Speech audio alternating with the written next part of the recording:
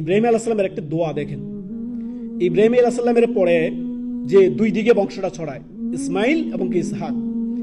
ইসহাক থেকে ইয়াকুব, বনি ইসরাইলের সমস্ত নবীগণ ওই বংশী। সর্বশেষ নবী মুহাম্মদ রাসূলুল্লাহ সাল্লাল্লাহু আলাইহি ওয়াসাল্লাম ইসমাইল বংশের।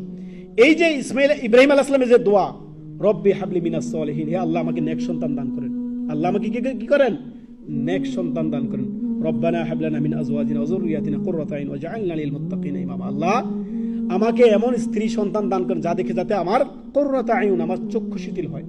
কত সুন্দর কথা! তিনি এক দোয়া আল্লাহ তাআলা এমন ভাবে কবুল করেছেন, কিয়ামত পর্যন্ত তিনার এক দোয়াতে বংশ পুরা পরিবার আপনার নবী এবং রাসূল দিয়ে আল্লাহ তাআলা ভরপুর করে দিয়েছেন। সুবহানাল্লাহ। অথচ আমরা আমাদের মা চাচিদেরকে দেখি সন্তানকে বদদোয়া দিতে ঠিকই জানে, 100% বদদোয়া দিতে জানে। তুই জীবনে মানুষ হবি না, তুই অমানুষ থেকে গেলি সারা জীবন, তোর এই জীবনে কোনো উন্নতি হবে না, তোর এই